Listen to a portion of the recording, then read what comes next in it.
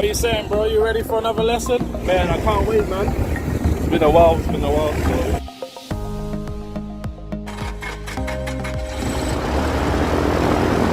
That's a screw.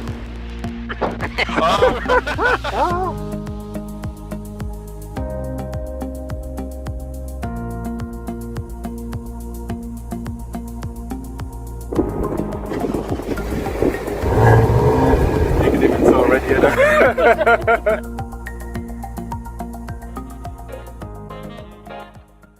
Hey, right rudder, that's it. Wheel 01, you can backtrack now. Need to be over the field in between the two. Alright. What do you know about increasing the angle of bank? Full speed. Exactly. You're fine, you're on the centre line, and then suddenly you're not, bro. Next time you're in a bras, bro.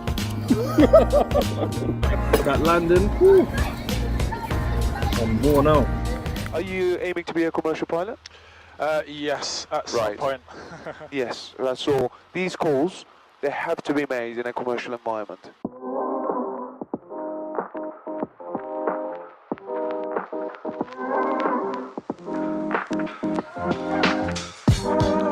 Well done, mate.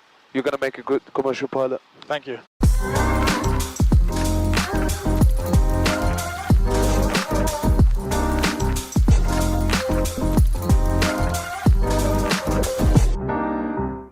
I'll walk up behind the aircraft. You're very behind the aircraft.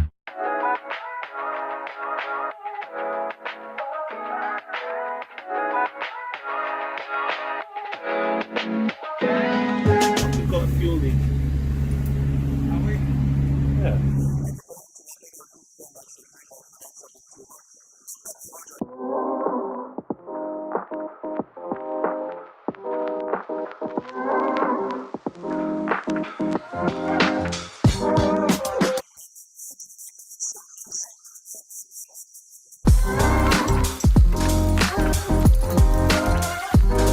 By the way, got to the whiskey, sorry, which is quite strong. Mate, you're gonna make a good commercial pilot. You still have control. No, you tell me when you want to take control. You tell me when you want to take control. Ever?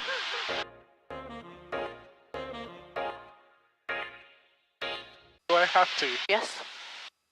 Because I say so.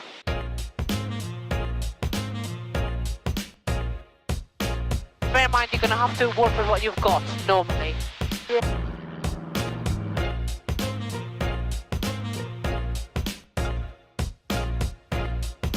What do you need? That's what I'll make use of what I've got.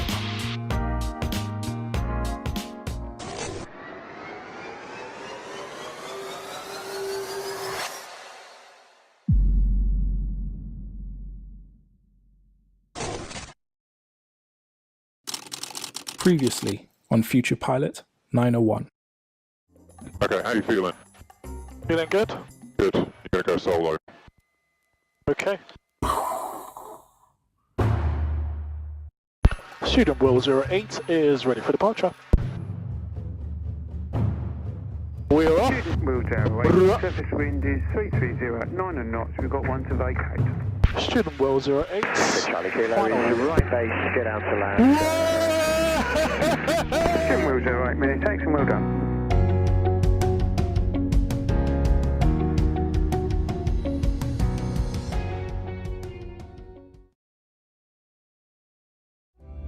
This aircraft is so nice to flow with. Yeah, very nice. Take a golf, clear 20 something, Victoria airspace now in the climb task sheet 3, down to feet, heading 090 degrees.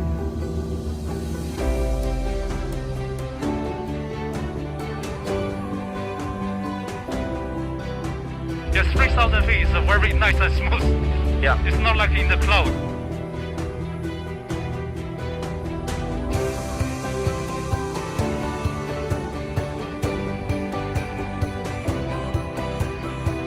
Golf, resume our location, Sierra November. December, the procedure report on both flights established.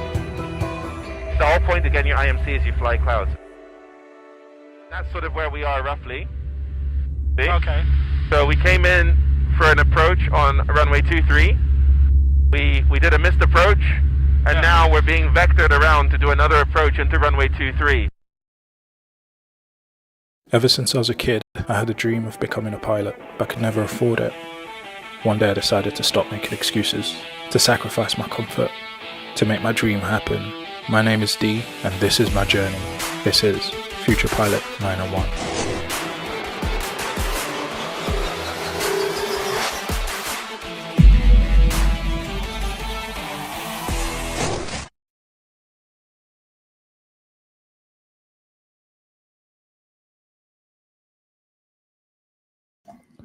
Yes. Happy Monday. What's up, people? Welcome to Future Pilot 901 Live, where we keep our fingers on the pulse of general aviation, particularly here in the UK. The show is brought to you live on a Monday, every Monday, 7 p.m. British Summer Time. My name is Dee. I'm going to be your host for today. And guess what? Guess what, guys? You made it. You made it. Happy Monday. Happy Monday. It's another week, another chance to go after your dreams and make it happen. Make it happen. Yes. Yes, indeedy. You guys, have you ever felt sad that the day was coming to an end? Have you ever felt sad because you felt like you could just, do a bit more, but the sun's down and it's getting late and you have to go sleep, but you've got these ideas and you want to action them, but it just feels like, damn, I have to go sleep again. Sometimes I feel like that. And definitely over the last couple of weeks, I felt like I have been back up to speed editing. If you haven't been keeping track of what's happening on the channel, where have you been? Where have you been? There's some cool stuff happening on the YouTube channel specifically, but obviously we're live every Monday as well on the Kick and the YouTube. Hey, do you guys like the little banner at the bottom? I told you guys I was going to change it. See, you can never improve something you haven't started. And so since I started this episode 5, you can see some improvements, hopefully. Well, I can see some improvements, and that's all that matters. Now, some people might say I'm not a real pilot. Or they might say I'm not a real captain. Here's the response I've got for them.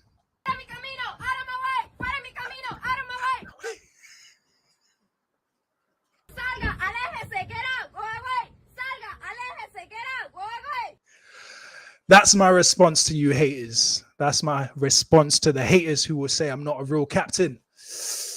I am a captain. So let's have a look. What is in our flight bag for today? What is in the flight bag?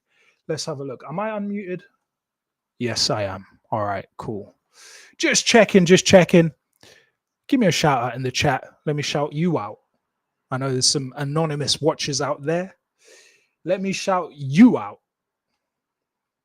All right. Let's dip into our flight bag. So today I do want to look at some of the licensing changes that are in the works in the UK. I feel like I'm a bit behind on this actually. So I want to play a bit of catch up. Last episode, which I still haven't deleted. They are supposed to delete episodes, but I still haven't deleted that. Last episode we talked about the LAPL, light aircraft pilot's license, something like that, is no longer going to be used in the UK. So I think, if I remember correctly, it's like the 26th of September or something. Go look it up if you need to know that information. But I'm sure anybody doing the LAPL training at the moment would probably know. So they're switching up. No more LAPL from October this year. And anyone who's on LAPL that applies after the September deadline is going to be on an NPPL, or National Private Pilot's License, which is basically the younger sibling to the Private Pilot's License, which is what I have. So I definitely want to dip into researching a little bit more about the changes to the licensing that's about to happen in the UK. I also want to look into some safety sense leaflet because, like I've said in previous episodes, I am using you guys. Yeah, I am. And I'm sorry, but I am using you. It's the truth. It's the truth. Truth hurts. And the reason why I'm using you is because I need to stay on top of some of this information, but left to my own devices, sometimes I don't really read up on the stuff I'm supposed to read up on. And I think if you're honest, you will probably say you do the same.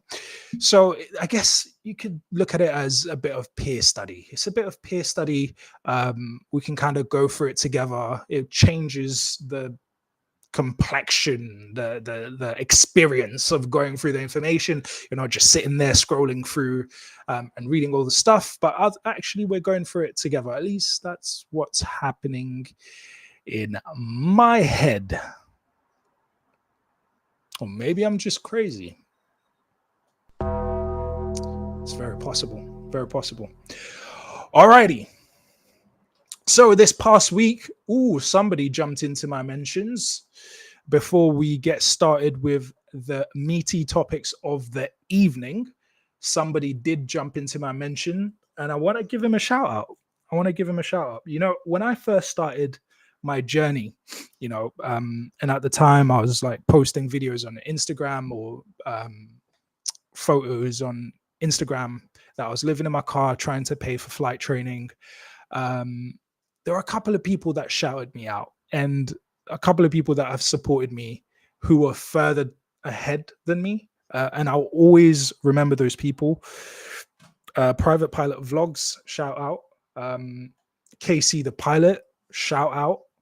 And there were many, many more. And every now and then they will come back to mind, and I'm sure I will shout them out. But in my mentions this past week, let's see if I can find them. In my mentions this past week has been somebody who I have followed, and his channel has just kind of like blown, to be honest. His channel's just kind of blown since he's got his license. And he needs to share his secret with me, because I'm like, yo, how did you... I'm like, how did you get your channel to blow like that? So let me share my screen with you guys and bring it on your desk. Let's have a look. Where is it? Fly to Dance Part 1. If you haven't been keeping up with the channel, I don't know what you're doing with your life. Ignore the adverts. I'm sure there's a way I can do this, right? Nope, not that one. Who was in my mention? Russ Can Fly. Shout out to Greg. Shout out to Kev. Russ Can Fly jumped into the mentions.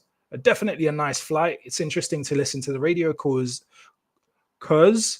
given the difference in some of the terminology that you used, well, yeah, very fascinating. Anyway, keep doing what you're doing, brother. Take care and fly well. So if you guys don't know, Russ can fly. Russ actually can fly. He's legit, and he's on 15K at the moment. Shout out to you, sir. Thank you very much for the mention. And yeah, give him a follow, man. He's such a positive guy. He's got great energy. And his reasons for starting the YouTube channel is very, very similar to mine, you know, just kind of sharing the journey and also using it as a way to debrief your flights. It's so valuable. Like my biggest advice to student pilots is, if you can film your lessons, do it. It makes a huge change. Even now, I've noticed that the quality of my debriefs after the flights, when I've got video, is so much more improved compared to like memory. Because sometimes we just don't notice things that happened. We watch it back on video and you're like, oh, I didn't realize I did that. You watch it back and you're like, wow, oh, I didn't hear that. Oh, I didn't notice that. And it just enhances the quality of your debrief. Now, I know sometimes flight instructors can be a bit funny about that kind of thing. So it really depends on your flight instructor. But if you can, it's such a valuable thing. It's such a valuable thing. Right. Also in the works, if you guys are interested to know some of the things that are in the pipeline, I have been speaking to my good friend Andrea, who is the founder of Young Sky Pioneers.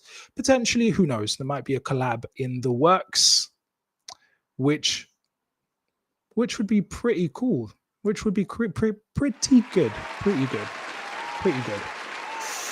If you don't know about Young Sky Pioneers, go look them up. Go look them up. It's a great place for young aspiring pilots to get information and get support on their journey, because God knows it's a long journey and we all need all the support we can get. Righty. Let me dip into my flight bag. What else have we got? Oh, if you guys haven't seen the new series, make sure you check it out. Here you go. This is for free. I'm going to share this with you guys for free. Okay. I'm not even going to charge you for this. I'm not going to charge you. See, I'm a nice guy. I'm a nice guy. I'm not charging you for this. Right? Check it out. I've always loved flying. Hello. Under the radar. Come on. Well done. And dancing, there's no denying. If only I could blend the two. I know what I'll do. I'll fly to a new place to dance with a new face. Enjoying the wings a private pilot license brings.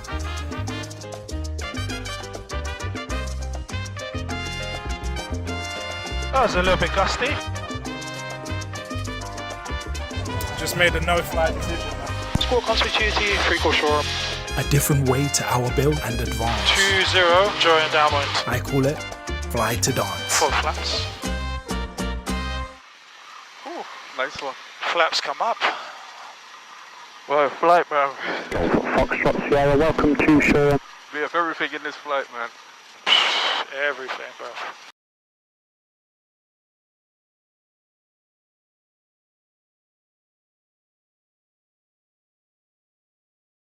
Yes, so that is the new series that is out at the moment. We are on part 1, part 2, part 3 should be out this Thursday. You guessed it, 7 p.m. British summertime. So yeah, it's been a great project, and I'm very excited to share the flight with you guys. We're back, and we're active, churning out that work. Yes, sir. And if you didn't see the last episode, you want to check it out, because things got a little bit sticky. Let's just say things got a little bit tense. They got a bit tense on that flight. So I'm sure you're going to want to watch that, because, you know, it's better to learn from other people's mistakes than for you to make your own mistakes, isn't it? But wherever possible. Sometimes we need to make our own mistakes. Sometimes we don't learn until we make the mistake. Yeah, sometimes that does happen. But whenever you can, you want to outsource your mistake making to other people. And this is one thing that the aviation industry is really good at, is learning from each issue, each mistakes. And maybe further on in the show, we're going to have a look at something very interesting. We talked about Oshkosh last week. Before we get into the licensing stuff, apparently something interesting happened at Oshkosh. Apparently something, as well as all the amazing, air shows, the amazing air show and all that.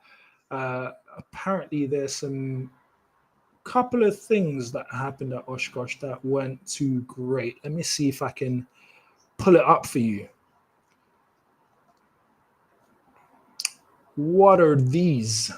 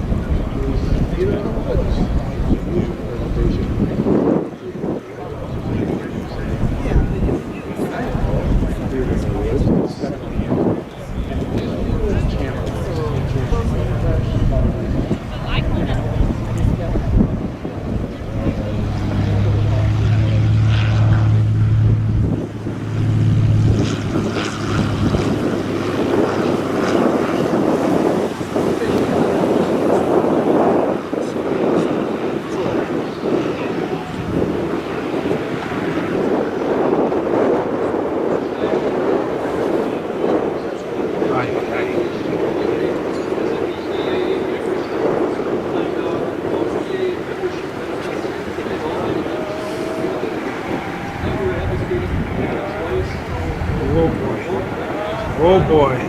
Oh boy. Oh boy. Alright, throttle up.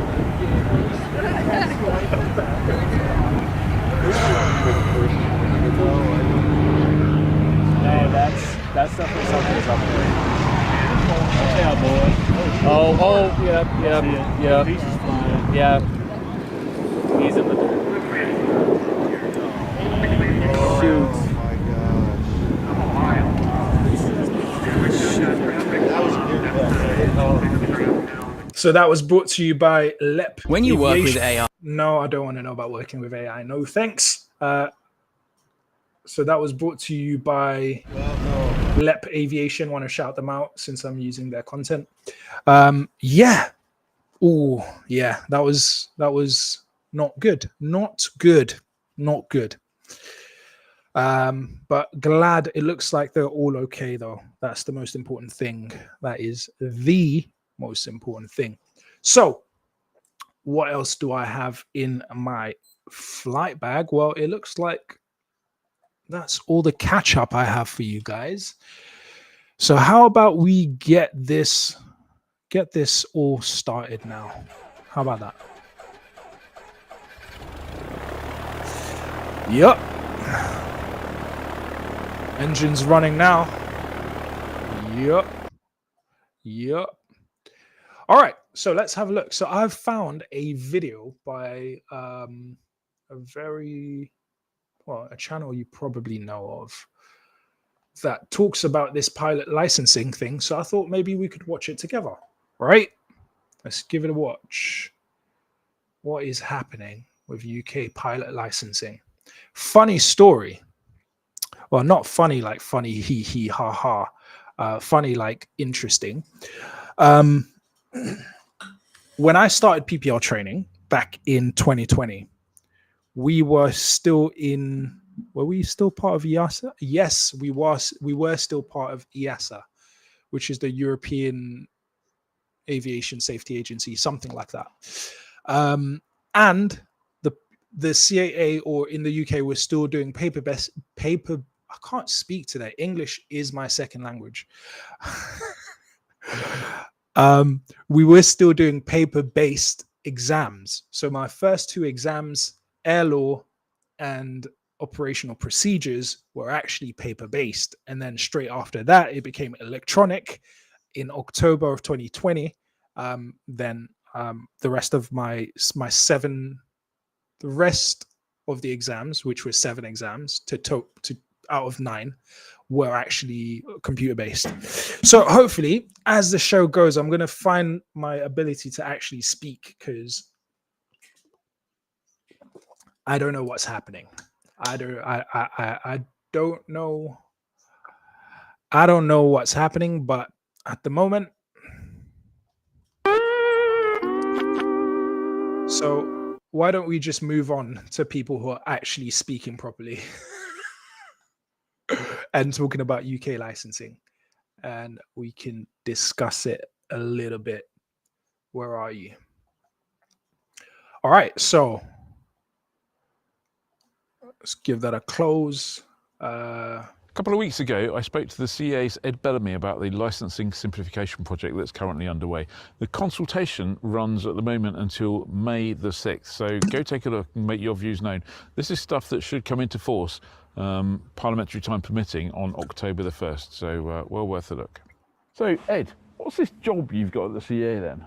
So for about the last 9 months or so, I've been a policy specialist in the General Aviation Unit at the CA. I've been the policy lead, what's called for the GA Licensing and Training Simplification Project, or what we sometimes call the GA Licensing Review for short. If you could take a big sort of helicopter view of it, how would you give us a quick summary? How would you paint the picture of this project? CA had run a consultation in December 2020 on opportunities post leaving the ARSA system, and one of the major pieces of feedback from that was that the licensing system, we really should have a look at that, because we had inherited the former European regulations, but we also had the regulations of the Air Navigation Order for national licenses, and there were certainly some efficiencies to be made there, shall we say. I mean, I think it was fiendishly complicated. On the kind of excuse for it being fiendishly complicated, a lot of that complexity had been brought about by putting little sticking plasters on it to enable many people to continue to fly who perhaps wouldn't have been able to. So it wasn't all bad, it was just all bad when you tried to understand it. So the starting point of the project was very much to kind of come back to first principles and say, for the ICAO licenses, so for the PPL and higher, what does the ICAO Annex 1 text actually say? What are the minimum requirements? And then kind of build from there. And then on the sub-ICAO piece, we had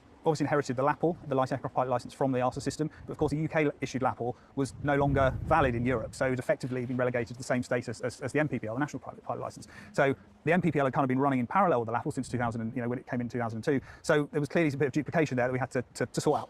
And that's why I think one of the things that's proposed is that come October, if you haven't got a LAPL by then, you're not going to get one issued, but you get an MPPL issued, which will give you exactly the same privileges as your LAPL. And so this is what we talked about last week in episode 4, is how they're scrapping, the CAA is scrapping in October the LAPL, and they're going to replace that with the NPPL. So that makes sense. That jives with what we've already spoken about. And I think I'm right in saying, I hope I'm right in saying, that the principle is that none of this change in regulation will stop someone being able to do what they can do today. They'll be able to do it. Imagine being... Oh gosh, adverts.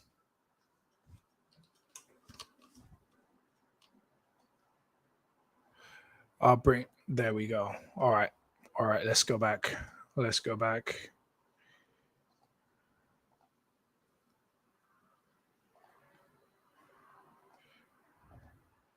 Debate on this subject, we decided the best way to go was to have a single sub-ICAO license for the UK, and we decided that should be the MPPL. So have an integrated license that goes up to 2,000 kilos max takeoff weight, that includes microlights, includes SEPs up to that weight, and also includes TMGs up to that weight as well. So as part of that, we'll be ceasing the issue of the LAPL from October this year. But existing LAPL holders, they remain valid. It's a lifetime license, albeit we will be asking them in due course to move over to the fixed validity revalidation system, in line with our proposals to align revalidation requirements kind of across the board for the SEP, TMG, microlight ratings, regardless of what license they're attached to. So I think talking revalidation is probably a good subject to look at now, because that's kind of, for most existing pilots, that's probably their main interaction with the kind of licensing regulation once they've got their license. If they're kind of, I've got my PPL, I'm not going to do a CPL or anything else, your interaction is going to be when you revalidate.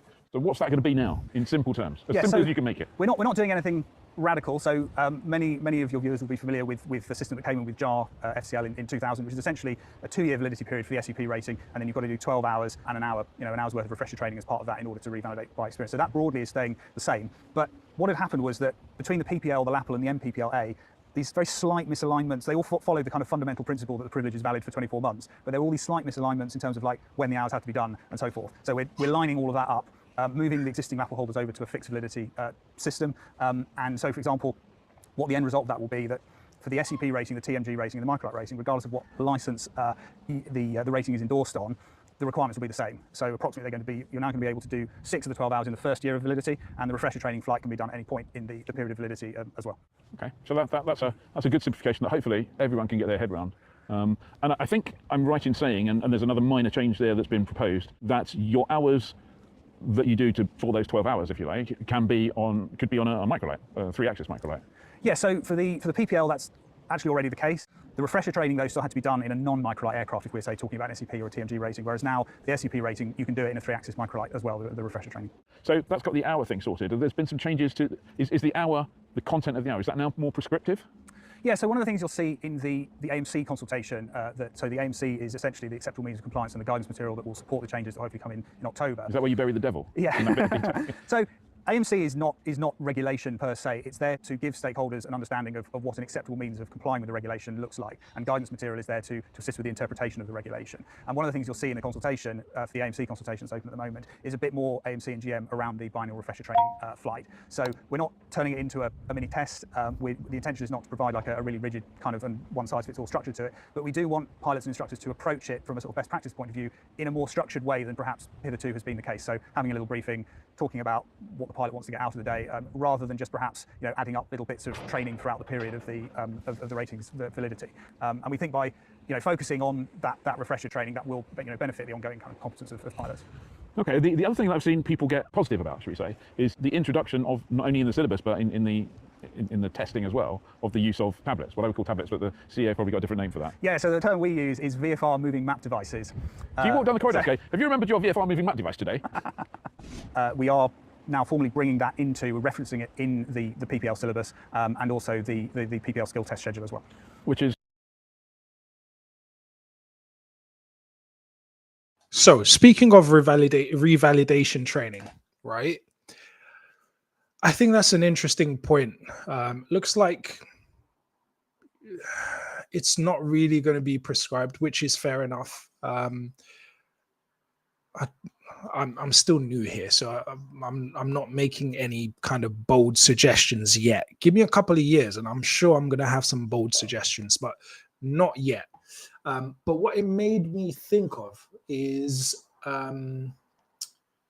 let me stop sharing that. I'll show you guys what it made me think of. A series that I really, really enjoyed. AQP Aviation 101. Now, Flight Chops did another version of this, I believe with the same guy, Dan Grider, maybe. But I liked this one with Josh Flowers, Aviation 101.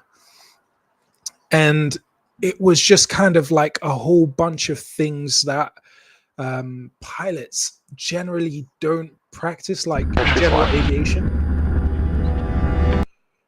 General aviation pilots don't practice enough. And he's got a document somewhere where it's like the most common reasons for accidents, right?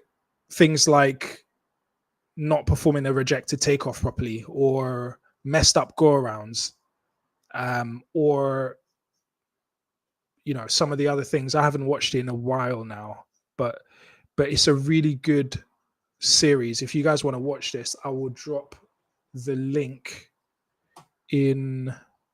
Can I share it from here? How can I get this playlist? I'm sure you guys can find it on the YouTube anyway, but it's really, actually I'll share it. I'll drop it in the chats if you want to give that a watch. It's a really good series. There you go. YouTube chat and Kick Chat.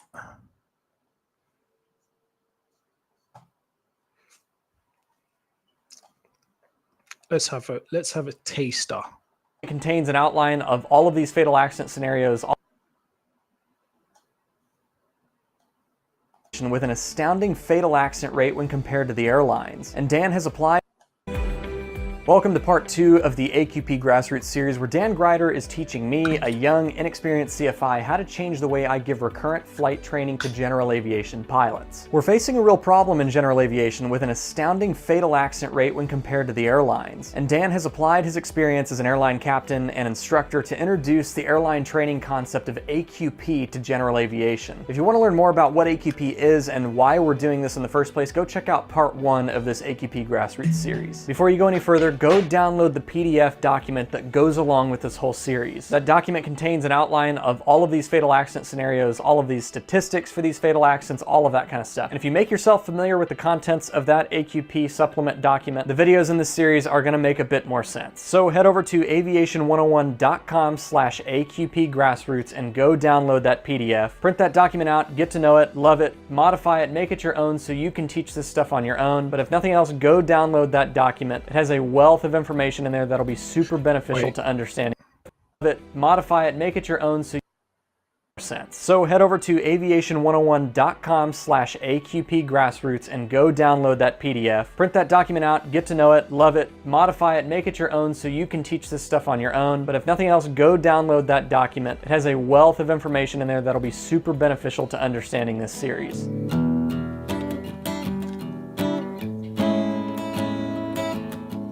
I'm giving an AQP flight review to 3 pilots who we also introduced in part 1 of whom is my very own dad. These flight reviews are focusing on the scenarios that are known for taking pilots by surprise and killing them. And first up on our list to practice is the rejected takeoff. So first of all, what is a rejected takeoff? If you've never heard of that before, it's basically what it sounds like. You reject the takeoff, or you aborted the takeoff. Effectively, you as the pilot got some cue during the takeoff roll that something's not right. Maybe the airplane's not performing as it should. You have a failure of some sort, or the engine starts running rough. Maybe you've got more of a tailwind than you expected. Any number of these things could cause you to want to abort the takeoff, but basically something was not right, and you made the decision to close the throttle and get on the brakes and stop the takeoff. Rejected takeoffs are something we don't really talk about in general aviation.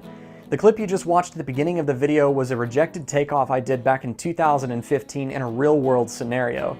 I'll make a separate video on that takeoff at a later time because there were a number of things we did wrong there, but the point is I made the decision as pilot in command of that aircraft to close the throttle and put the airplane back down on the runway because something didn't feel right, and I'm alive and so is that airplane because of that. But before I encountered that real-world scenario in 2015, I had never given any thought or consideration to a rejected takeoff. I really didn't even know what it was. Luckily, in that instance, I had the mental presence about me in that plane, in that situation, to say, this is not working, and I pulled the throttle back to idle and put it down on the runway and rejected the takeoff. And that was a pretty wicked eye-opener for me. Rejected takeoffs are practiced constantly in the airline's recurrent training. But why don't we talk about it in general aviation? It's just as relevant and it can be just as fatal. In the first quarter of 2020, we already saw 3 fatal general aviation accidents having to do with the pilot not rejecting the takeoff when something was clearly wrong. One of these accidents... Right, so I'll let you watch that. The link is in the chat, wherever you are. If you're on Kick, it's on the Kick chat. If you're on YouTube, it's on the YouTube chat. But that's what it made me think of. It's really important. So let's have a look at this. Share this tab instead. This AQP supplement, right? And, you know, talking about rejected takeoff. Before taxi check. I always do a before taxi checklist. Pre-flight briefing. Always do pre-flight briefing. Interesting. Power on stall. So this is an interesting document. I was just downloading it as he was talking. That I'm definitely gonna have a look at. Let me see. Is there something interesting I want to pull out of this? Fatal accident data. See, that's the thing, and this is in America, so I need data from the UK, which would come from the AAIB. But yeah, I will be going through this document and I will be reporting back to you guys maybe next week, and maybe I might have some highlights for this. But yeah, it's a really important point when it comes to revalidation and, you know, training at that point. What does that look like? And there's so many things that sometimes we don't necessarily get to practice very often, like rejected takeoffs, and just having that presence of mind, because it's really easy to get into a pattern of, I put the power, and generally we're airborne, we take off, right? Power goes in, we're airborne. Now, the good thing is my instructors got me to always, you know, notice or do the checks when you're on your takeoff roll. So power in, T's and P's are in the green, airspeed is coming alive, but also checking that the power is set, takeoff power is set, T's and P's in the green, airspeed is coming alive. But if for some reason it's not powering up like it should, would I have the presence of mind to like reject the takeoff? Or do we, you know, am I more likely to kind of stick with it? Just wait it out, right? So training these things are very important to staying alive. And I think the more that recurrent or revalidation training can take these scenarios into the training, I guess, the better it would be. But hey, what do I know? I've only been a pilot a couple of years. Anyways, going back to the UK licensing changes. Where is it? There we are. May I say, not before time. Well done. Indeed. No, I appreciate for a lot of viewers, this will be a long overdue thing. We think it's the right thing to do. That kind of brings me on to the whole consultation thing. I need to address this point. There's a few people who've said to me, CA consultation, is there any point in doing that at all? Isn't it just a kind of proofreading exercise? Shouldn't people, do people actually need to, does anyone ever take any notice or do you read the feedback? So I can honestly say that there have been 3 consultations now as part of this process, the thematic, detailed regulations, and now the AMC consultation. I can honestly say, certainly as long as I've been involved, that myself and all my colleagues across the different aircraft categories have read every single word that's been submitted in response. And there have been thousands of responses to these different consultations, and we do read every single response, yes.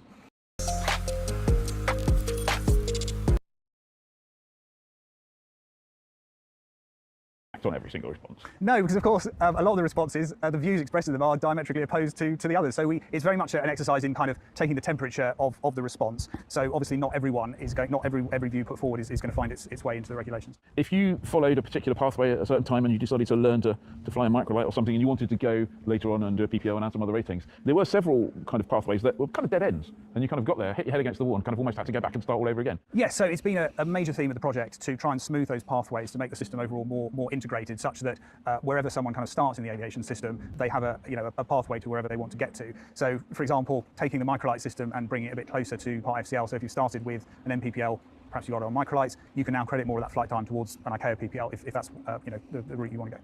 And if you've got an ICAO PPL and you want to fly some of the microlight, for example, you don't have to go and add an NPPL to your ICAO PPL. You can do that with differences training. Yes. Now that was already the case. Yeah. But as we mentioned just now, the revalidation has become a little bit easier because you can now do, for example, your biannual refresher training in a microlight as well. One of the changes that we are making though with the NPPL is that we're moving the rating system a bit closer to that for the PPL. So currently on the NPPL, you've got the SSEA, the simple single-engine aircraft rating. You've got the microlight, you've got SLMG, and we're going to move that across to SEP, TMG, and microlight. And the SEP rating on the NPPL will now mirror its big brother on the PPL insofar as if you've got an SEP rating, you just do differences training and then you can fly microlight. So we're doing away with the kind of mutually exclusive ratings for the NPPL. Going back to the NPPL SEP, are there limitations to what you can add to that as a national license? So can you add a night rating? Can you add an IRR as it's now known? Although I think, is that not changing its name back? Yes, so or potentially. It will be possible to add an IMC rating to an NPPL with an SEP rating from October. That's certainly one of the changes. And yes, we've decided. Interesting. That ideally we want to realign the nomenclature around the IMC rating. So until now it's been known as an instrument rating restricted when endorsed on a Part FCL license, but we think we're better off going back to just the IMC rating. There's no reason to carry that distinction anymore. That's aeroplanes, but that's not the only category. You've got what, balloons, sailplanes, helicopters, or gyroplanes. Yeah, and absolutely. Do they kind of mimic the aeroplane, or are there differences? There are differences inevitably. So with the balloons and sailplanes, we had quite a strategic question at the start of the endeavour as to whether to continue with the assimilated European regulations as we'd inherited them and make them. You keep saying inherited. I need to remind you the Civil Aviation Authority was sitting at the top table at EASA and generated quite a lot of these regulations themselves. So it's not like someone went, here's a pile of poo. You were in on the fabrication of it. Oh yes, no, indeed. The CA was one of the preeminent members of the EASA rulemaking process. But it was, when I say inherited, I just mean as per the withdrawal you weren't deflecting all of that. to blame.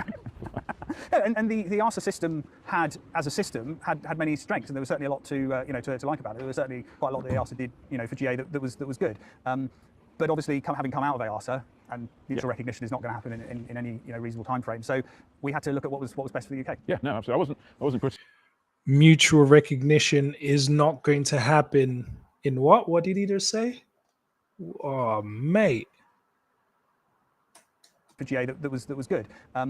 But obviously, having come out of EASA, and mutual recognition is not going to happen in any reasonable time frame. So mutual recognition is not going to happen in any reasonable time frame. Mutual recognition is not going to happen in any reasonable time frame. Great. That's just great, man.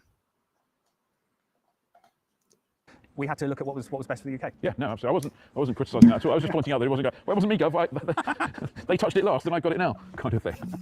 Yeah, so sorry. So in terms of balloon, sailplane and stuff like that, where did you end up?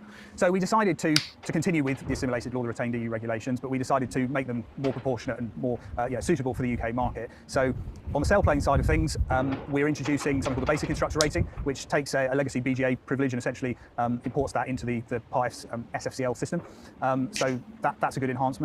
And then on the balloon side of things, we've taken a bit of inspiration from the old A&O balloon licenses. So, for example, we're preserving some of the elements of the system by which you learn to fly a balloon. Initially, get your BPL, and then on the commercial side of things with balloons, we've actually in some areas beefed up the former European regulations a little bit to make them a bit closer to what we had under the A&O prior to that.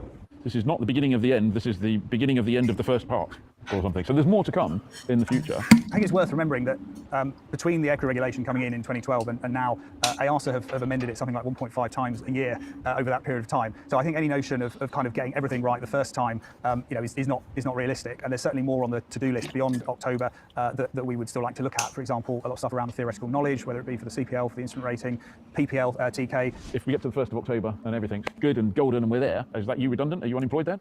Well, I hope not. No, I think there'll be plenty more to do, in the GA space, whether it's licensing or whether whether it's whatever other subject it might be. The GA unit still want to continue the journey that was started a number of years ago, and keep making sure that those regulations remain proportionate and appropriate for UK GA. Just a quick reminder, the consultation's still open until May the 6th, so go take a look if you get a chance. Interesting. Give them a follow, give them a subscribe, flyer. Seems like they're doing some really good work. And of course, I've attended, I can see my lanyard actually, because I've been at PCL a few times, usually with the Honorable Company of Air Pilots. But yeah, very interesting stuff. Changes, more changes to come in time. Some changes to hit in October and some after that. Sweet. Well, with that said, I kind of feel like doing a bit of reading. I felt a bit lazy watching a video, I won't lie.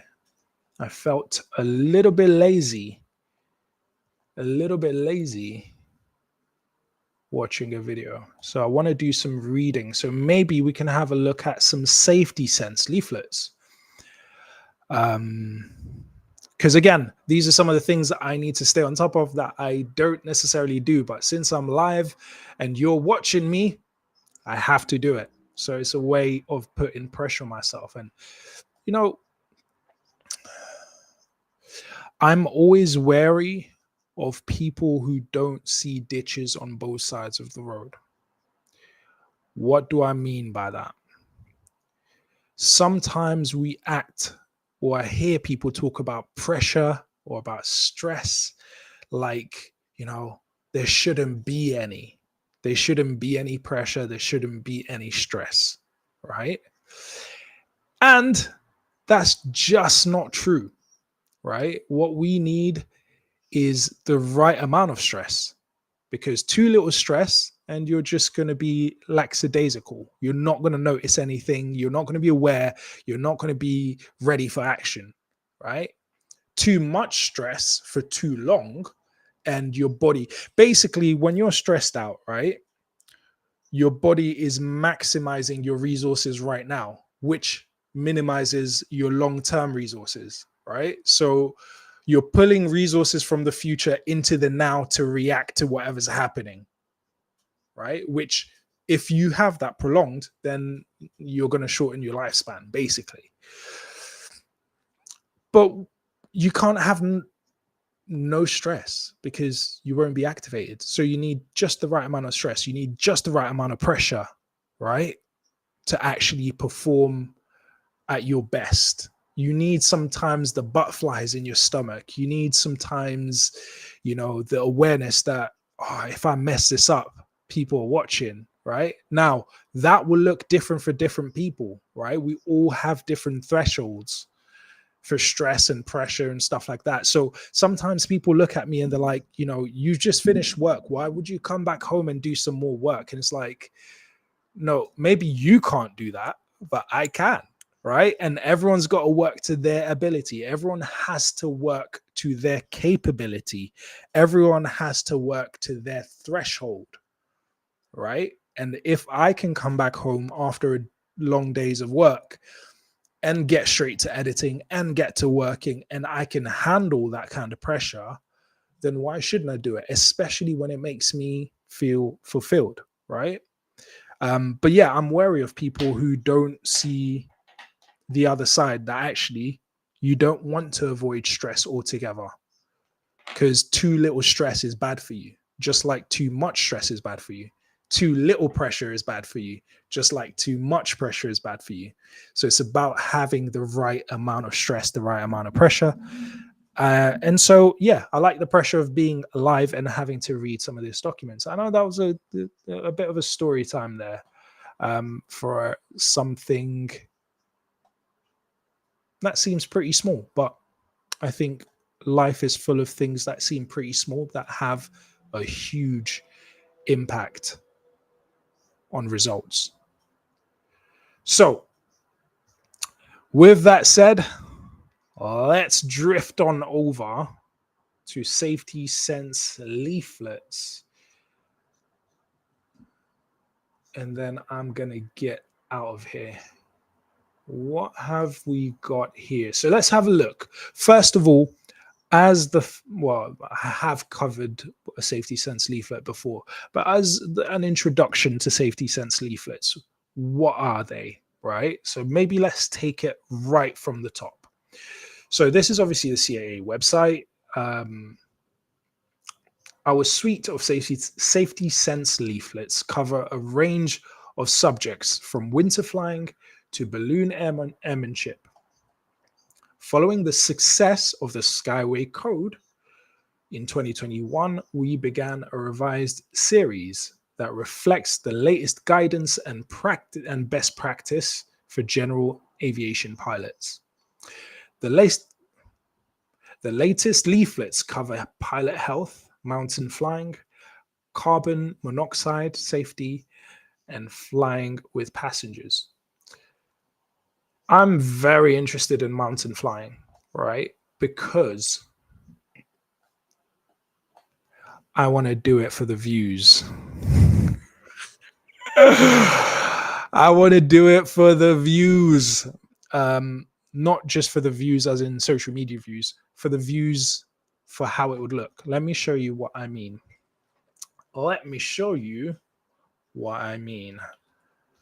And one of the first places that I want to fly, not him. One of the first places I want to fly is a mountain that I've climbed or hiked up a couple of times. Snowdon. Look at that. Wouldn't it be amazing to fly over Snowdon on a clear... Whoa. That's incredible. That is incredible. I definitely want to fly over that. I think it's incredible, an incredible experience. So I definitely want to read up on... Oh, sorry, guys. My bad. I didn't share that properly, did I? Let me share that one more time. Oh, yeah, you can see it. Yeah, I definitely want to fly there. You know, maybe once I do fly and make that video, then I'm going to have over 1K subscribers.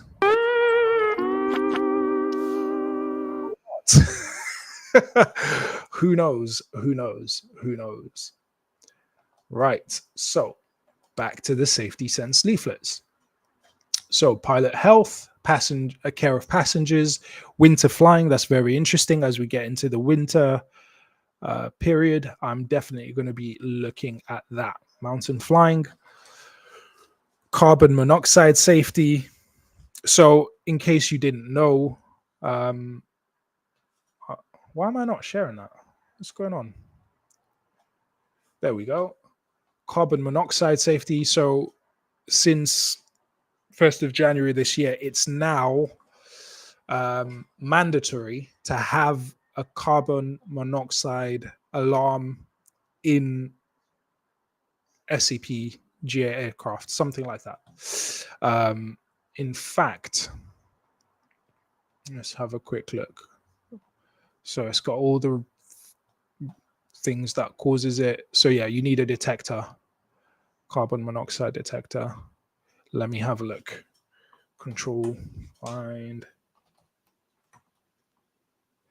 From January 2025, operators of piston engine aircraft are required to have a functioning active carbon monoxide detector on board when operating with passengers who do not hold a recognized pilot qualification. Well, there you go. So there's a lot of useful information. Weight and balance, performance, strip flying. So that's got, you know, landing on unlicensed strips and things to look at. So that's really useful. Flight, VFR flight into IMC. So you suddenly find yourself flying into clouds. First of all, I guess it's looking at how to avoid it, right? And then, you know, if you do happen to be in it, what to do. At least that's what it sounds like. Radio telephony, occurrence reporting for general aviation, aerobatics in light aircraft, piston engine, all these stuff. Very interesting stuff. So what do we want to have a look at today? What do we like the look of today? I'll take suggestions in the chat if anybody has some. Otherwise, I'm going to pick one. Pick the one that sounds and looks most interesting to me. Or maybe I'll pick the one with the least pages. Ha! What's this? What is this? Visual flight rules. Mountain flying. Care of passengers. Do you know what? Let's do care of passengers. I fly with passengers a lot. And I should probably know a thing or two about flying with passengers, right? So let's have a look. All right, so this is May 2024. And one of the things with these documents, especially if you download it, is you want to make sure it's current, right? I know, for example, last year I had CAP 413, which is the radio telephony kind of manual.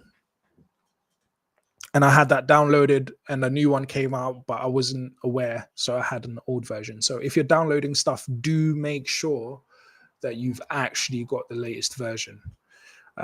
Or the best way to do it is just use online versions.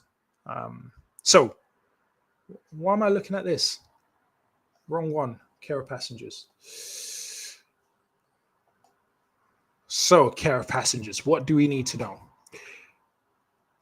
Taking up friends and relatives is one of the most rewarding elements of flying, but there are some consideration for health and safety of passengers to ensure any associated risks are managed. Under the Air Navigation Order and the Operation Regulation, the pilot in command of an aircraft has responsibility for the safety of those on board.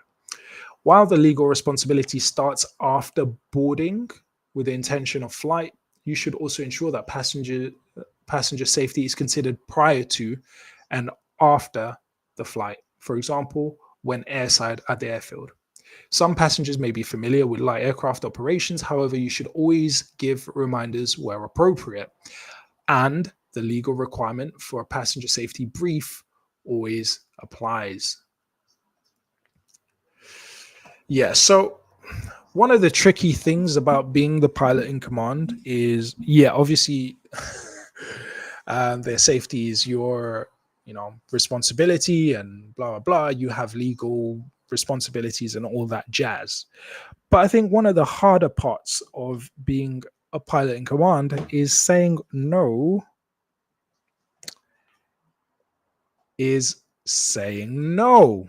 Basically, that's what it is. When you have to look into a passenger's eyes and say, no, and that's it. That's one of the toughest things. Obviously, you want to explain it so that they kind of have an awareness, and everything can be a lesson, right? So they can understand. The more they understand, the safer they can be. The more they can enjoy the experience. But I did have an experience once where I had asked a passenger. I briefed the passenger, told them what to bring. Told them, bring a jacket, bring this, bring that for the flight so you can be comfortable and safety. Your safety is my top priority, right? Oh, yeah. Cool. They turned up and they did not turn up with the stuff that I asked them to turn up with. So I was like, look, okay, no problem. You kind of, you remix things. That's absolutely fine. When you remix things, because actually they said they were cold, right? So they're like, so I'm trying to brief them, say, okay, so this is what's happening with the aircraft. This is, what's happening with the weather. This is how long. And they're like, can we go to the aircraft now? I'm like, what's the problem? Or I'm a bit cold. I'm like, okay, where's your jacket? Well, I intentionally didn't bring my jacket because I didn't think I'd need it. What? What? Okay. Cool. I don't mind you remixing, right? But just let me know if you're remixing anything. Because the funniest things happen, man. I take people flying and they see me do something and they just naturally want to help, but they actually don't realize that they could be endangering themselves, right? So I'm taking down the tie downs and they're over the other side trying to remove the tie downs. And I'm like, yo, thank you for trying to help, but don't worry, right? I'm good. You just come this side and just please wait for me, right? Because this one time I switched aircrafts and somebody was just trying to be helpful. So they carried all my bags over to the next aircraft. And I ended up leaving things, right? Because I've got a certain flow of doing things and I know where everything is. And so the aircraft might look empty to somebody, but I know my flow and what I do and where I put everything. So I need to move my stuff, right? So people try to be helpful. They try to be proactive, but they don't know the dangers. So a lot of the time it's about trying to slow them down and just say, hey, it's okay. I've got this. Please wait here, right? Now we're in flight. If you do see something, please tell me. Be proactive in communicating with me. Don't be proactive in doing things. Be proactive in checking in with me, in telling me, in communicating with me. So back to this situation now with this passenger with whom I was about to go on a flight, and they were cold and they're rushing me through my briefing. They're like, can we just go to the aircraft? I'm like, okay, chill out. Okay, you don't have your coat. That's fine. I'm good with you remixing, but can you just let me know? Yeah. So if I do ask you to do something and you're going to do something slightly different because it suits you better, that's absolutely fine. Just let me know. Oh, well, I don't see the point of, I'm like, yo.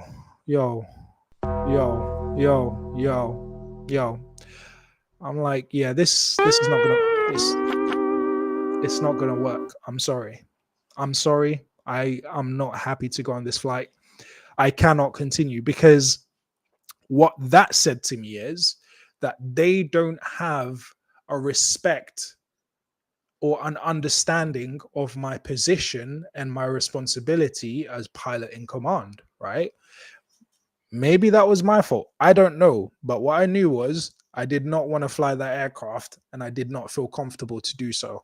So one of the toughest things can be disappointing people as a pilot in command. And that's, again, we've got a ton of things that we cover in flight training, and you can't cover everything. Some things you're going to have to learn on the job, and I think that's one of them where we talk about, sometimes maybe it's mentioned no fly decision, but it's different to choose not to fly compared to having a passenger and making a decision and telling them no because you don't feel that it would be safe to continue with the flight and they disagree with you?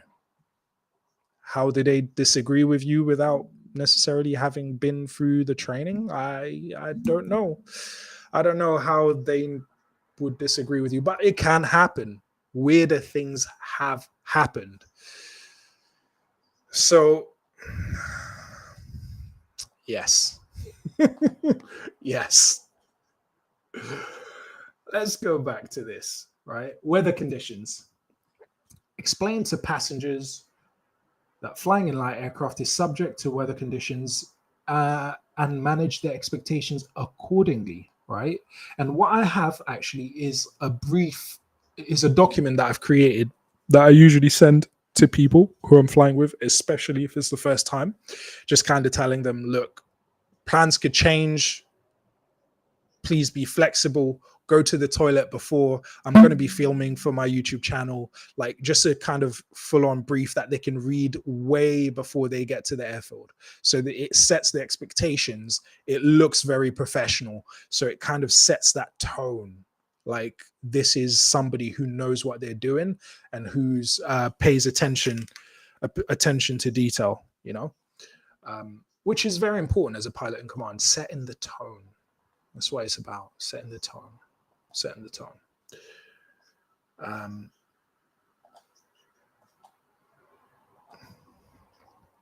Consider how weather on the day will influence passenger comfort and enjoyment. Do not put yourself in a position in which you could be pressured into flying when the weather conditions are not safe. And I think the way I found that's best to do that is just remind them that every decision you make is with their safety and comfort in mind. I guess it's kind of what the airlines do as well, or what the airline pilots say. If you need to plan a specific date in advance, monitor the weather forecast a few days beforehand. So all the usual stuff, really. For example, if you're planning a VFR flight, choose a day with good weather forecast and reschedule it if the weather is poor, right? Okay. If planning a trip further afield, allow a buffer of free time to account for poor weather or have a clear alternative such as the train or commercial flight. All of that stuff.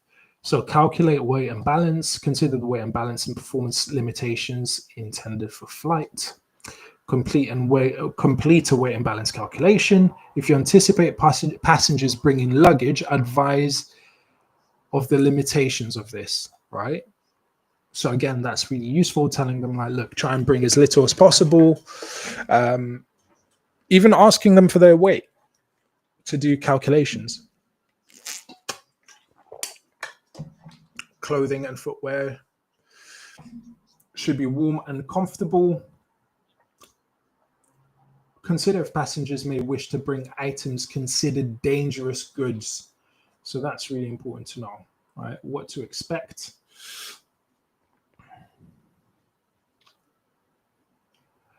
So this is a good tip.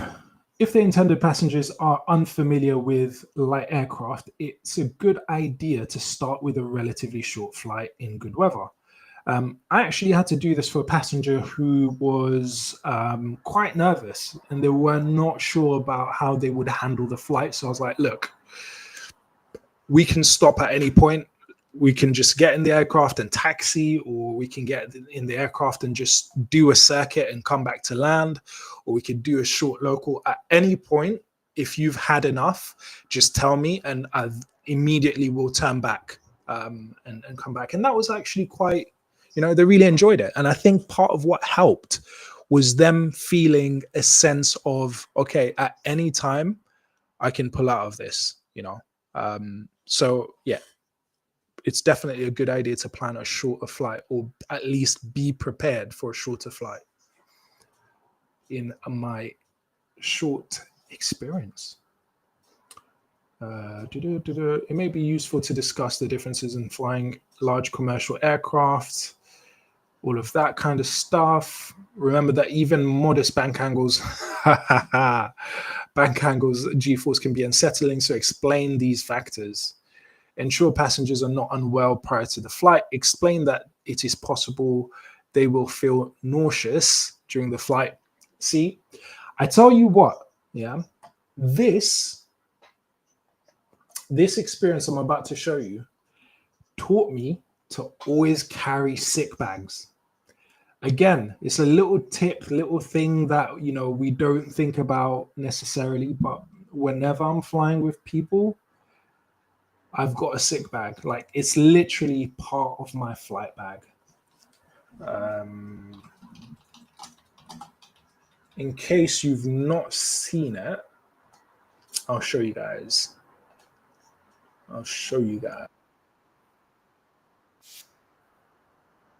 It's taught me to always have a sick bag. Thankfully,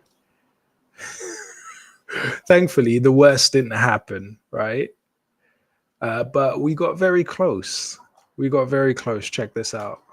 Previously on Future Pilot 901. So this is back when I was doing circuits and I brought a passenger with me, right? Someone who was very supportive of my journey, still is. And, you know, they were sitting in the back and it was a bumpy day and we were doing circuits. All right, so we're just about to... This wasn't too bad. Flaps. Carpet's done. Full power. Good. At this time, let's climb at 70. Gives us sort of a best of both worlds scenario. This was one of my favorite flight instructors. Like, he was really good. Flying for British Airways at the moment.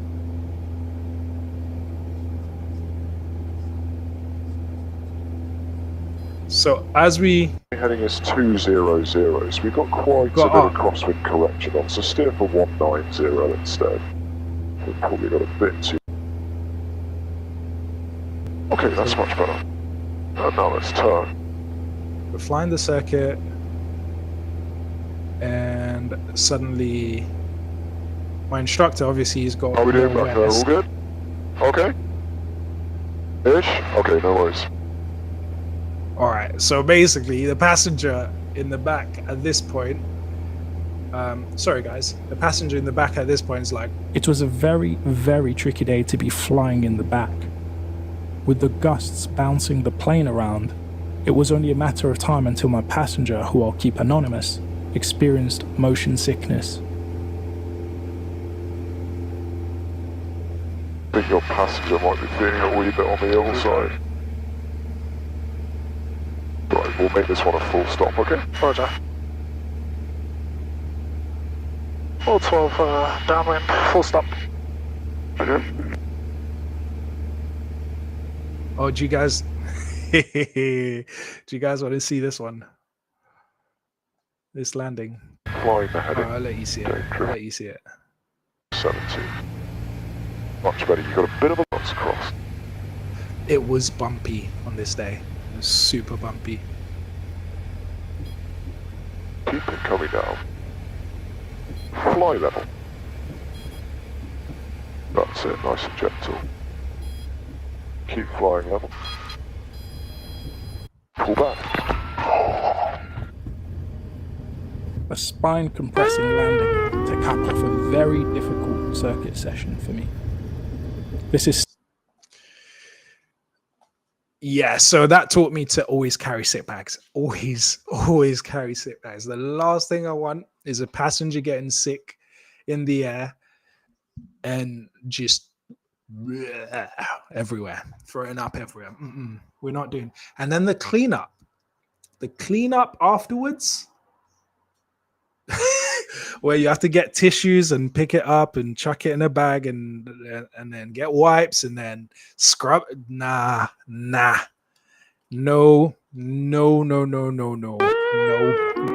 doing that. So carry sick bags. That is very advisable. Care of passengers, right? Again, one of those things that you know don't really talk about much. You kind of figure it out on the job, right? Ensure passengers are not under the under the influence. So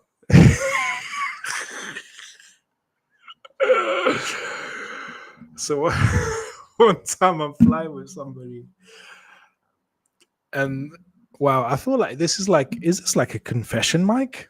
No, I seem to be confessing a lot. I was flying with this person, and they said to me, next time we fly, is it all right if like I get high before?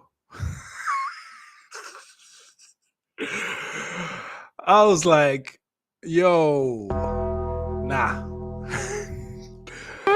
Nope. We're not doing that. Again, being pilot in command is also about saying no. You cannot be a yes person and be a pilot. It's impossible. You have to sometimes say no. You know, now not unreasonably so, but like you have to say no. It's like, nah, we're not doing that. We're not doing that. Like no, no way, no way. But yes, again, these are things that you learn in real life on the go. Right. Let's have a look. Okay, ensure passengers are not under the influence of alcohol or other substances. Right, at the airfield.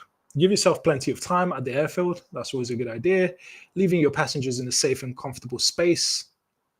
Escort passengers to and from the aircraft and board disembark with the engine shut down. Explain the dangers of an aerodrome, especially propeller safety. Explain how to approach and board the aircraft safely, taking care to be well clear of propellers and only stand on steps, areas of the aircraft designed as such. So that's particularly important for your PA-28s, where you're actually going to step onto the wing to get in.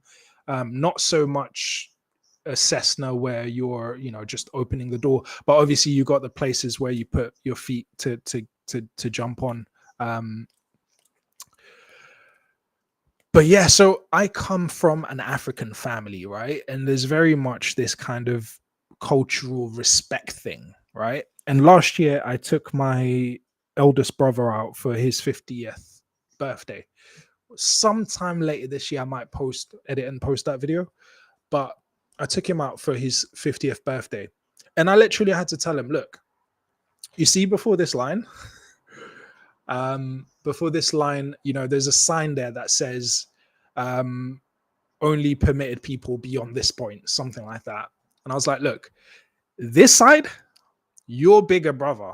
Yeah, you turn 50, you're my bigger brother by like 18 years, 16 years. And we have this respect culture. As soon as we're on the other side, I'm pilot in command, right?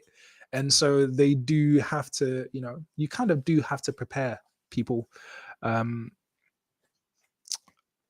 You do have to prepare people for that shift, for that change in dynamic, for understanding that actually, in that role, what I'm asking you to do, sometimes they will be suggestions, but there may be times where it's not suggestions. And I need to know that you're going to cooperate with me, because ultimately it's for your safety. It's not to exercise control over you, So anywho, on board, explain the controls, bags are stored, airplane mode on the phone.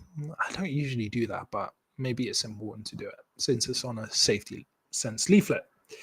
Assist with seat belts, explain how headset and intercom work, explain the critical periods of flight during which not to distract you or speak unless it's an emergency. Many passengers will naturally sense when not to disturb the pilot, but not always.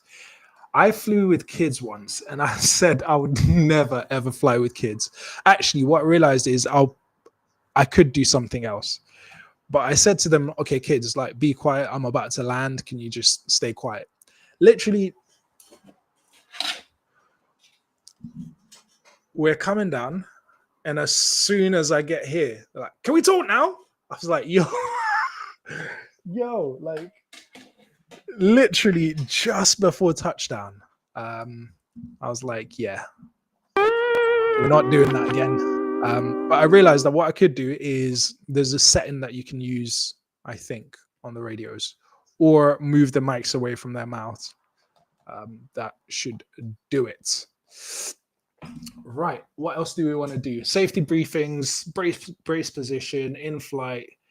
You can make things more interesting by explaining the conduct of the flight. Yeah, I kind of do this. Helps me to do it. Many children enjoy flying, speaking of children, but additional consideration should be given to their safety and that of the flight. Infants and their age under the age of 2 must be secured by a seatbelt loop on an adult's lap or in a child restraint device. Such devices should be suitable for aviation use. Not all infant car seats are. And ensure in advance of the flight that the intended device will work in your aircraft. Above the age of 2, children may be able to sit to use the normal seat belts, but again, this will depend on aircraft. Okay.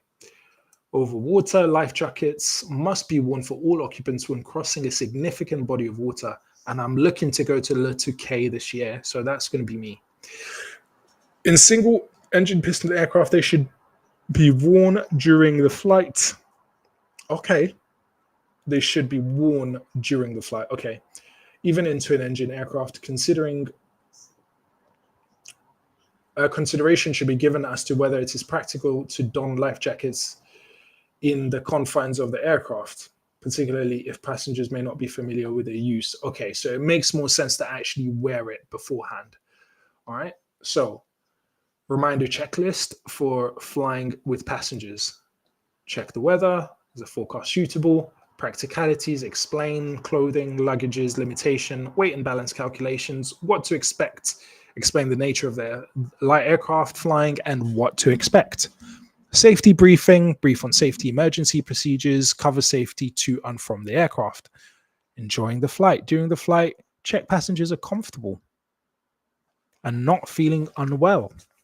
So that is your safety sense leaflet on the care of passengers in general aviation, Safety Sense 02. Punctuated with some real life stories from my experience. All right, people. Well, let me dip into my flight bag and see if we have anything else. Those were the main topics for today. I guess finally, like we like to do, is have a look at some of our favorite YouTubers to see what they've been up to this week. What are some of our favorite YouTubers up to? Leave it in the comment section below. Who is your favorite YouTuber, aviation YouTuber? Mine is Aviation 101, hands down. Josh Flowers is the man. Hopefully one day our flight paths will cross. Let's have a look. Who do we have? Mission Bush Pilot. It's got a new landing. Ludex, most important flight you will take. Being a soldier is important. Yes, it is important. Thank you to soldiers out there for their service. Next flight, yeah. I got, we're doing this and then I'm done for the day. But somebody else is flying this plane after us, so we'll leave it in a good spot. Have you ever taxied an aeroplane before? Yeah. You have? Oh, well, you're going to do it again today. Right. What I'll do is I'll take us through here, and then I'm going to give it to you to play around a little bit. So you did some flying in Brazil. One discovery flight went well, one didn't go well. Yeah.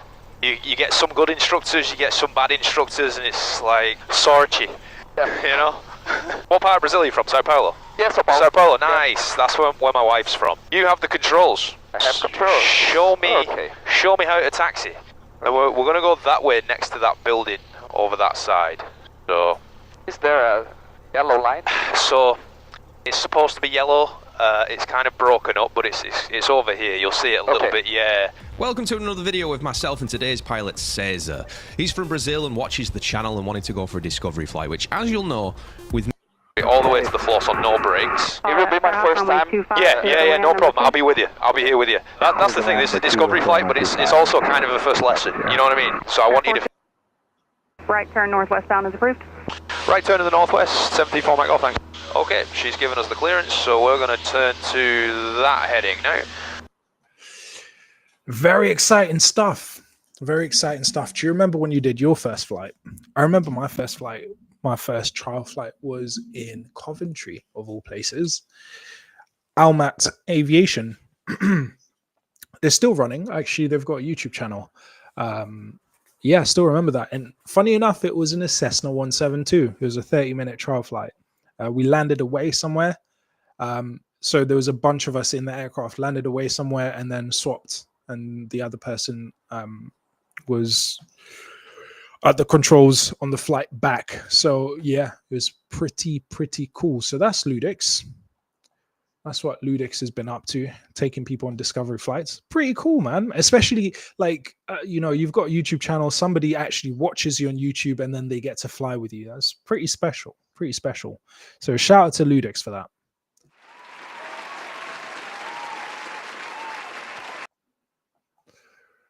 Okay, who else? What else? Shout out to the new subscribers. Shout out to the new subscribers. Thank you for choosing Future Pilot 901. Right. Let's have a look. Who else? Of course. This video includes animation of a plane crash. Hoover is back as usual with a very well made pilot debriefs. Crash with real audio from the cockpit that might be disturbing for some viewers. 8 people died when the aircraft they were flying in crashed and broke apart when they were trying to land, and the investigation that followed revealed over 1,700 pages of details about how this happened and the final moments of the flight that led up to this terrible tragedy. This is probably the most horrifying pilot mistake story that I've ever told on this channel. I'm Hoover, and welcome to your pilot debrief. Damn, if that's the most horrifying debrief that he's done or crash that he's covered, and he's covered a lot, that says a lot. That says a ton. So I will definitely be giving that a watch. If you haven't subscribed to Pilot Debrief, you should. Like I mentioned earlier, it's better to learn from other people's mistakes, so that you never have to make those mistakes wherever possible. So yeah, sad, but we have to learn the lessons. So I will be giving that a watch. All right, let's see. What are the rest of my favorite YouTubers up to? Missionary Bush Pilot's got something. I don't know what this, or why am I following this? I don't know why I follow this channel. Tui's Turkish Delight on Tui. Russ Can Fly posted about burnout. That was an interesting video. I started it, but I hadn't finished. I tell you what, yeah, he has. My wife played me after coming back from a work trip.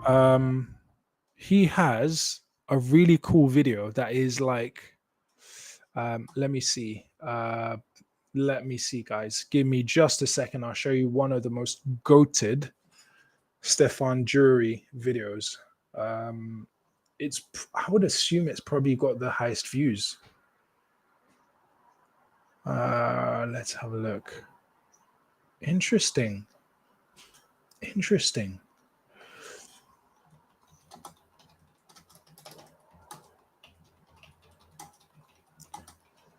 Interesting. 16K views. Okay, it's not the most viewed, but it's a goated video. I promise it's worth the wait.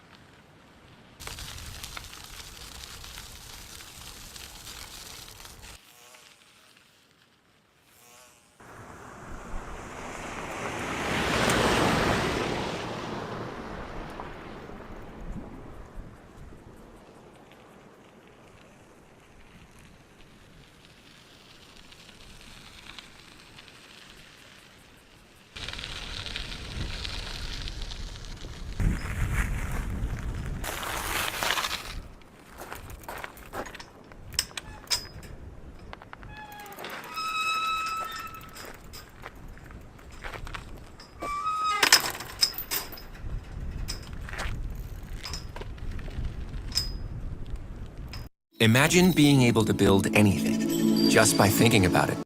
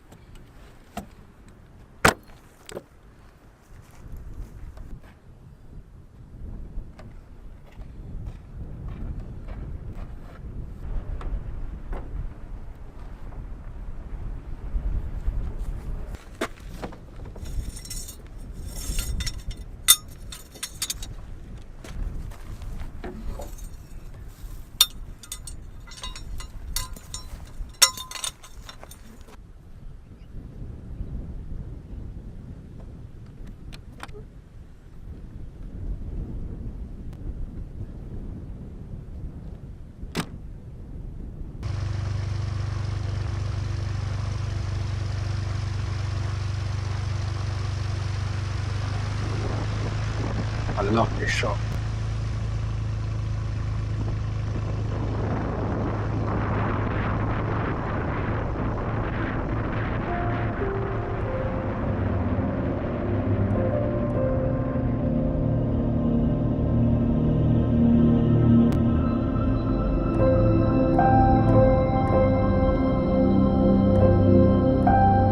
Clear skies.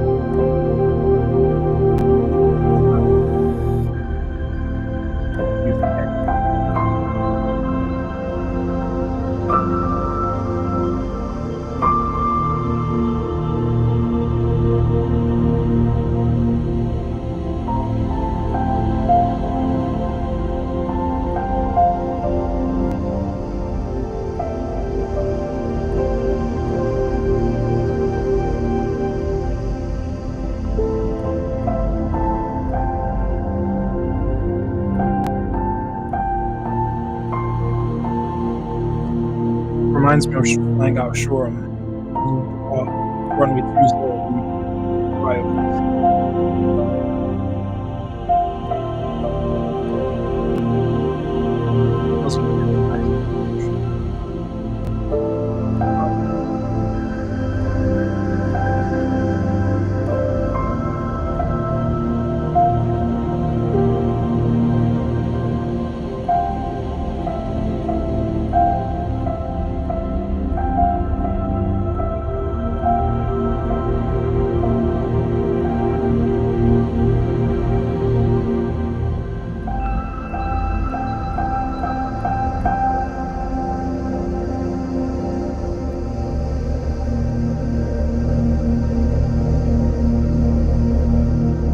And I think he posted this back in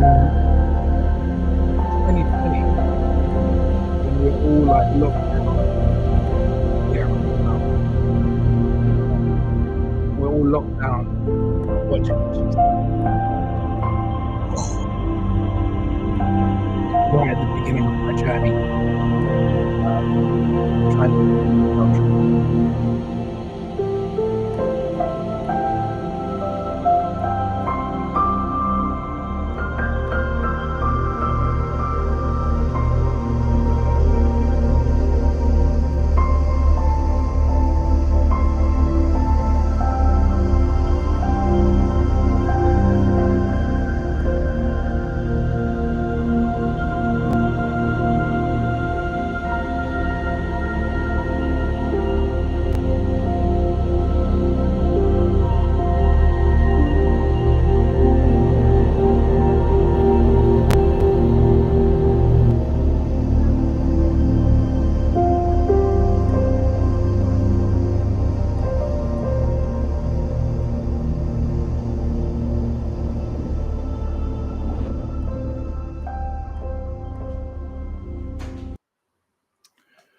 Yeah, beautiful video.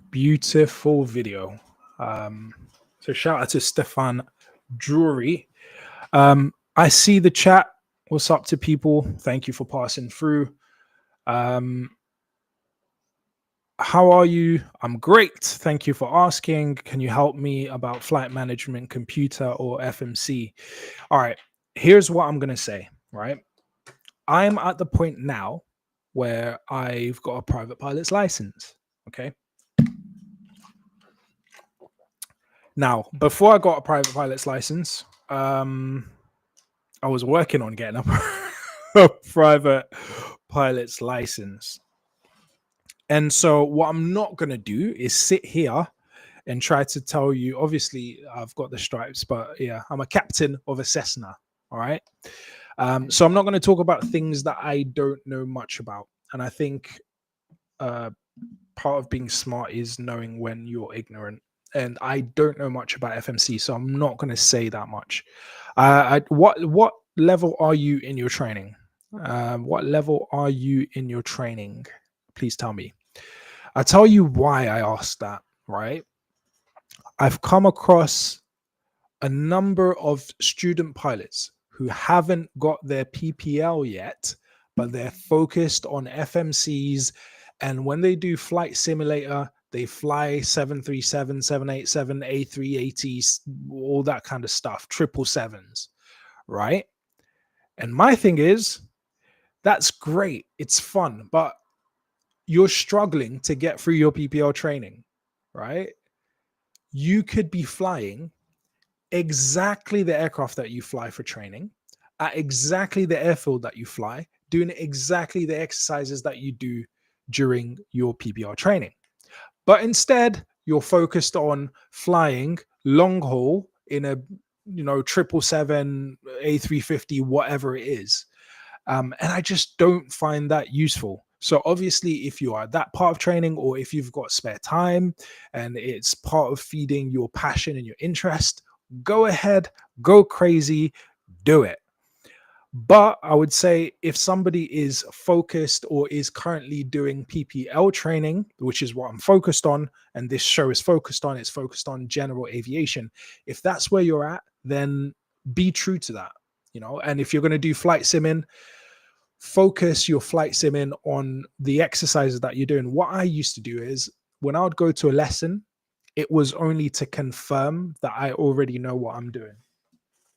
I don't have it here, but the Pooley's book #1 has literally all the exercises and exactly how they're going to teach it to you, right? More or less. And so what I used to do is get that book, read up on the next few exercises that I'm going to do, or the exercises I'm going to do my next lesson and the lesson after, go on the flight sim, practice that, whether it's climbing turns, descending turns, flying straight and level, whatever it is. I would actually practice that according to the book, just so I kind of have some kind of awareness. I'll practice from the same airfield in the same aircraft. So I had a Cessna 152, 172, and a PA-28 that I was using on my flight sim. So that when I turned up to the lesson, I knew exactly what we were going to do. I knew the theory. I knew, I also knew the exercise, and the flight instructor was just there to give me a proper in-life demonstration. And then they would just watch me actually doing it. Right. I didn't learn in the aircraft, especially if you want to save money. Try to minimize your learning in the aircraft, maximize your learning out of the aircraft. So yeah, I mean, Boeing 737, what I want to know is, what level are you at? What are you working on? Have you got your PPL? Are you working on becoming a commercial pilot? Where are you in your journey?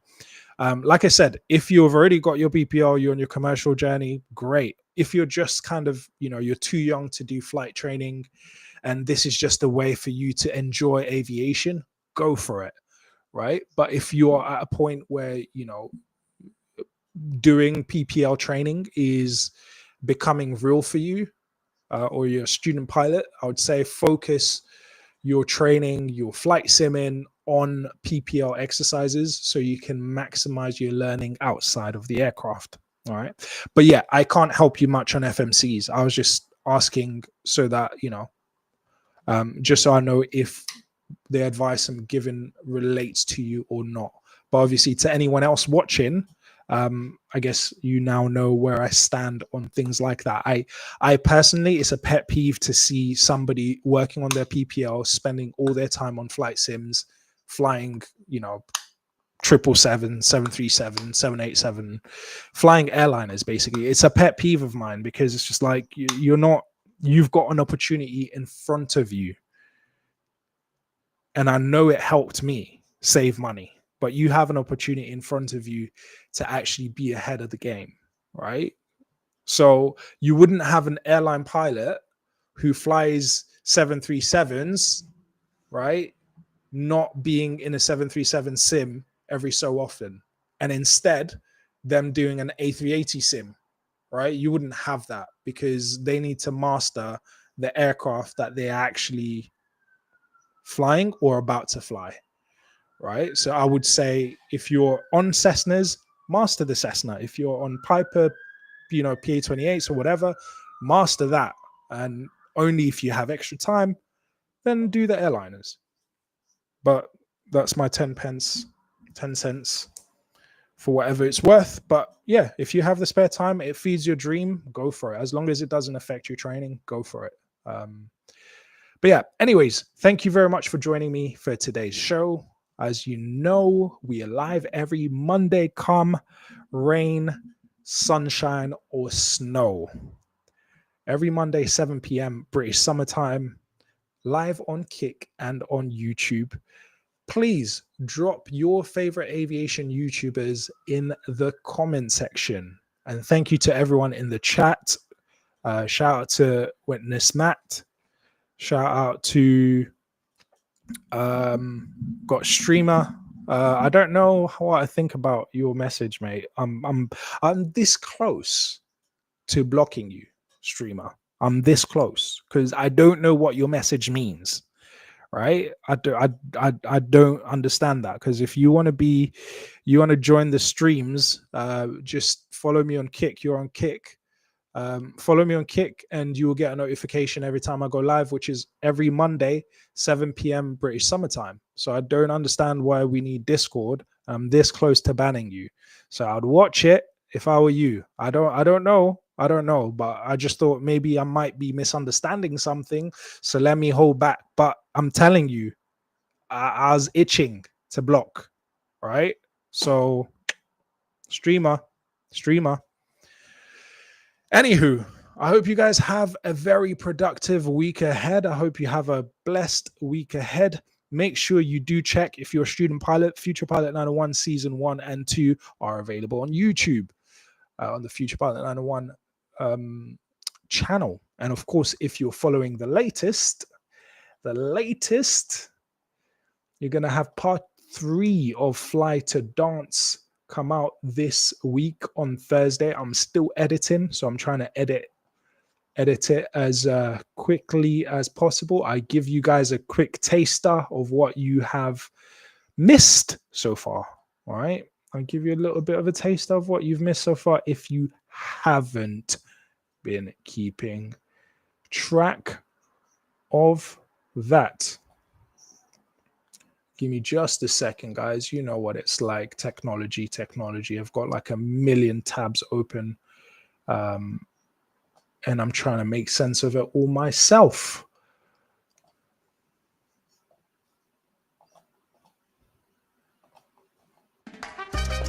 I've always loved flying. Hello.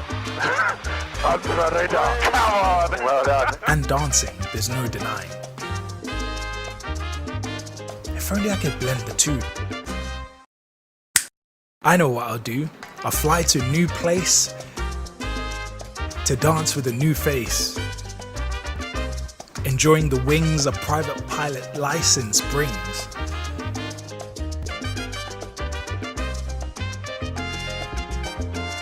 That was a little bit gusty. Just made a no-fly decision. Squawk on switch to 3 call shore. A different way to our build and advance. 2-0, join downwind. I call it Fly to Dance. Full flaps. Ooh, nice one. Flaps come up. Well, flight, man. Foxtrot Sierra, welcome to shore. We have everything in this flight, man. Everything, bro.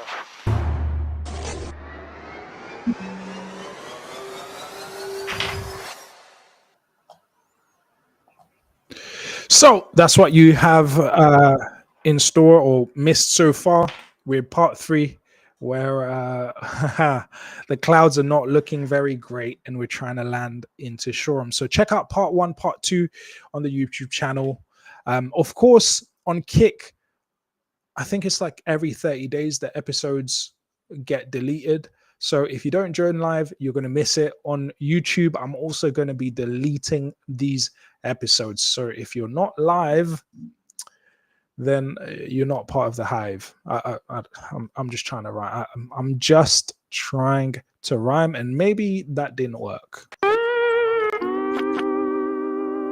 But thank you very much for joining me today. I'm very grateful to have your attention. I hope you found it useful. Drop your thoughts in the comment section. Join in the conversation. Of course, this is Future Pilot 901 Live, where we keep our fingers on the pulse of general aviation, especially here in the UK. I want to give you guys a shout out for joining me today. Thank you very much. It's great.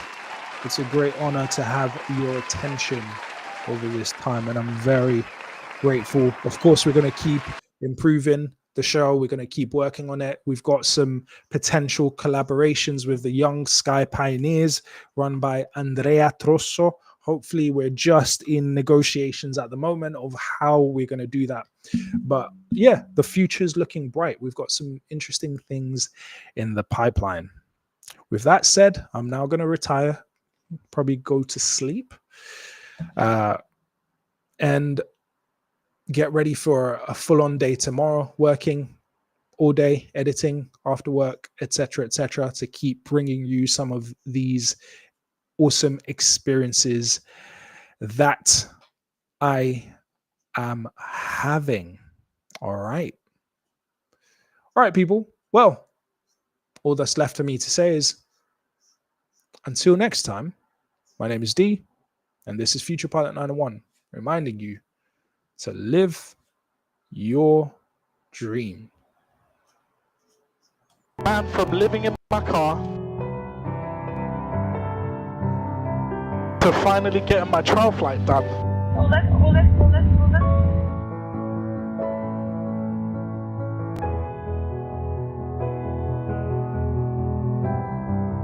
To being in this moment. Hey, come on. Well done. Was it worth the sacrifice? Oh man. Flat. Pull back. May pull back more. Hold it there. Pull back. Radar 130. A bit more.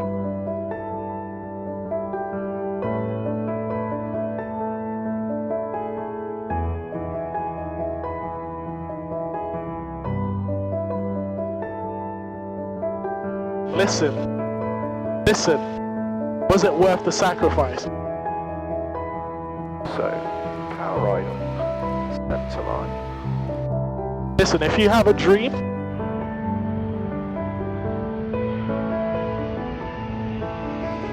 it's down to you to make it happen, man. You might give it everything and it might still not work, but guess what?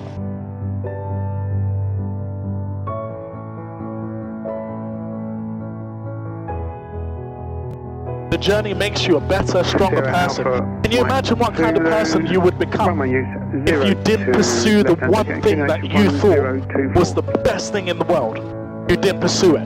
What kind of person does that make you after 20, 30 years of doing that? But when you chase what you believe is the most valuable, the most beautiful, the most awesome thing that you can do, and you give it everything, win or lose, you become a better person.